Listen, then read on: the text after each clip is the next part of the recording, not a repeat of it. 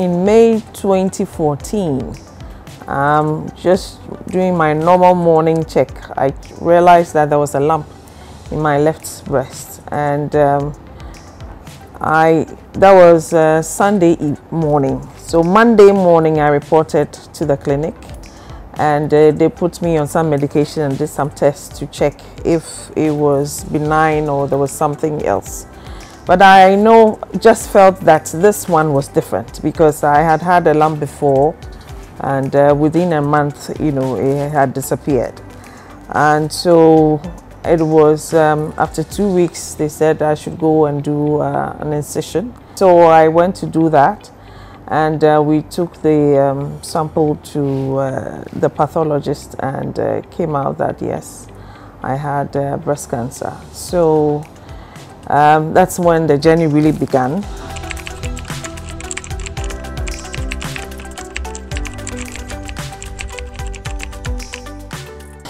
You keep quiet for a while, you ask yourself a lot of questions, and then after that I braced myself up for what was next, because I knew I had to go through treatment, and so I psyched up myself for that. I talked to the doctor.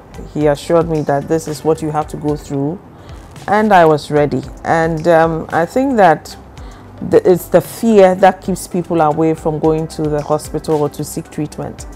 And once I shared my story with some people, and I told them, look, if you get malaria, if you get typhoid, you go to the hospital, they put you on treatment, and you go through it. So it's the same. Yes, cancer is, we know it's difficult, it's a deadly disease, but it's the same treatment. If you have to go through treatment, you have to go through it.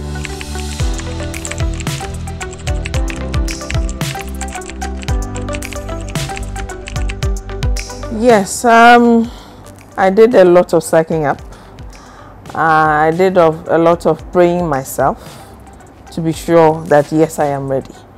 And after I had spoken to the doctors, I was looking for alternatives, because we all know chemo will come with losing your hair.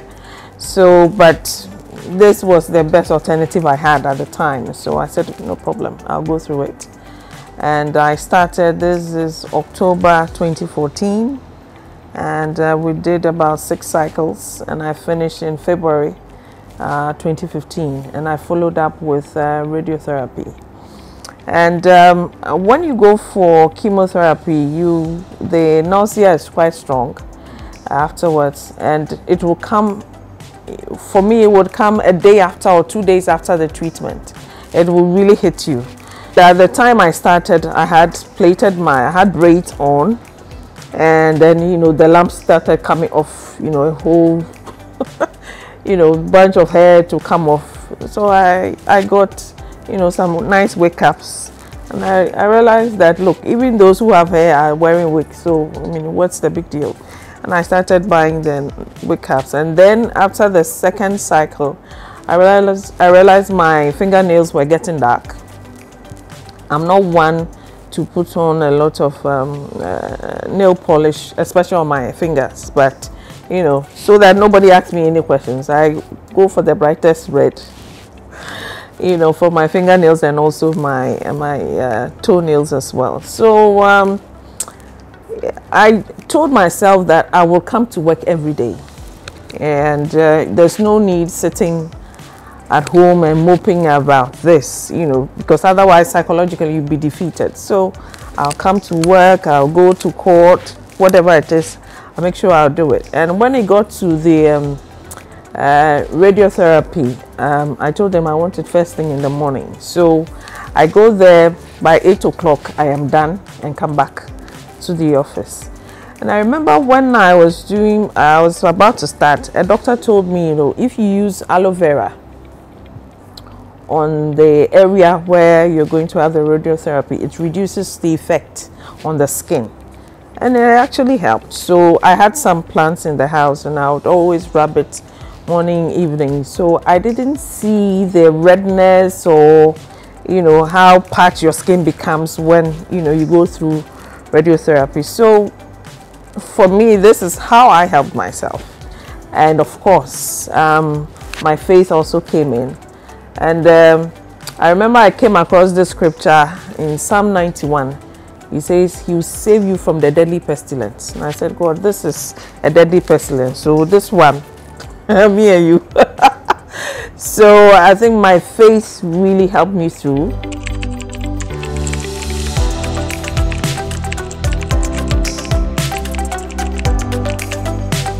You don't want to sit and then you'll be thinking about all this negativity and how you're going to go through it. No, no, no. Occupy yourself. If you're working and you are not broken down, please go to work.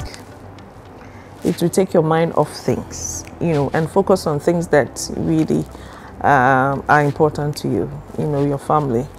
And for my children, I didn't tell them. I thought they were young, so I didn't tell them. But I remember once on a weekend when the nausea really hit me, and I went to throw up. They followed me to the bathroom, and I have 2 boys and a girl. The 2 boys, they said, "Hey, are you pregnant?" I just burst out. If you only knew. I mean, for just pregnancy, that would be good. And I don't even know who told them that if you are pregnant, you throw up.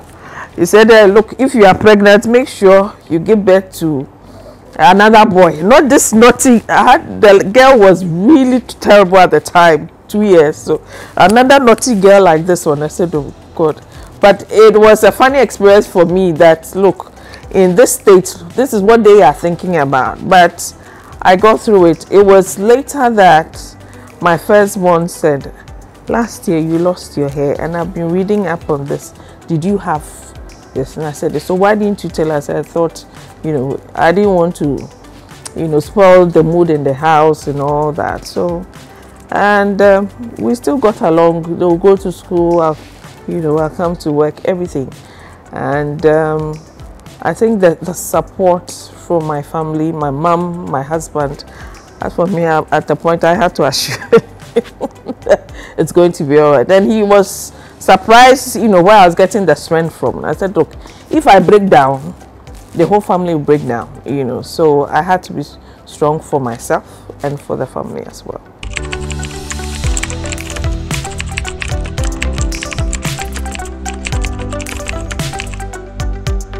With what I went through, I wasn't in any form of pain. So I told myself, if I can still get up and go to work, I have to do it.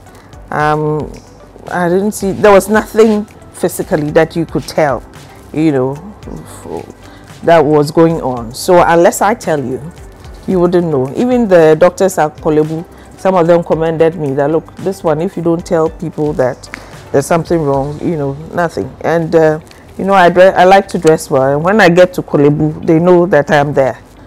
They will ask me, why are you going to say I'm coming here?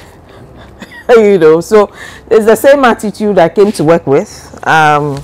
You come to work, you don't decide that now you are not going to dress properly because there's something, everybody should know that there's something wrong with you, And I delivered.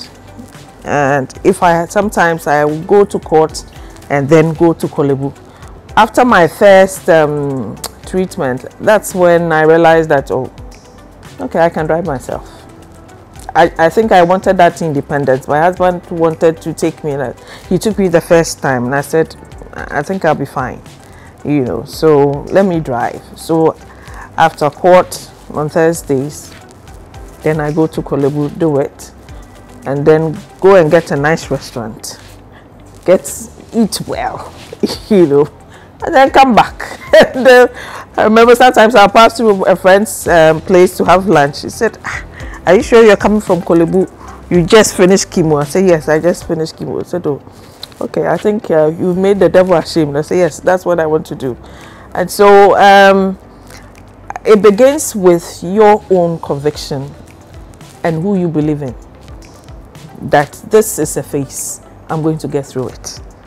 So for me, that's what it was. And thank God that I got through it.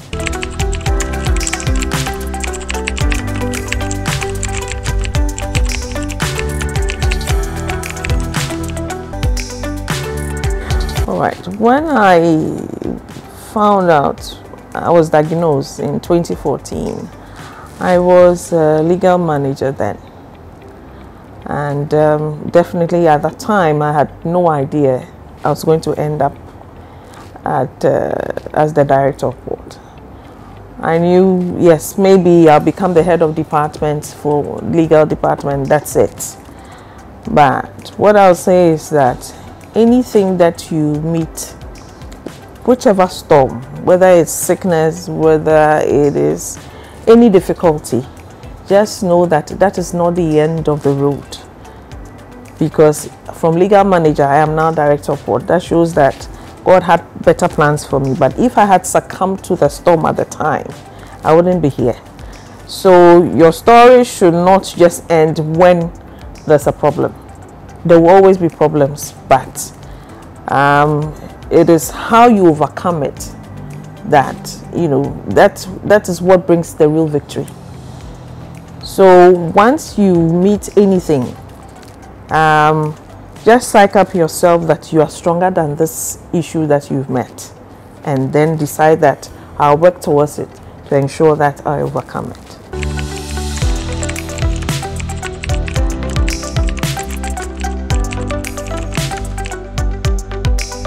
For you should know your own breasts, and you should know the size, you should know if there's something wrong. You should be the first person to notice. And this also comes with examination. If you're not doing the examination, you might not notice. And then looking in the mirror to see what is wrong, you know. And then this is where they're meant to, you love the breasts as much as the women. And so if there's something wrong, you should also be able to, you know, point it out to your spouse that there's something wrong somewhere. And as soon as you find whether it is in the shape or some dimple or some lump, immediately you report to the hospital, and then you follow up with the treatment. I'm saying that there are some people who get to the hospital, they are told about chemo, and then they go back home, they don't want to go back to the hospital, and then they end up at only their prayer camp. By all means pray, but please follow up with the treatment and make sure that you go through it to the very last.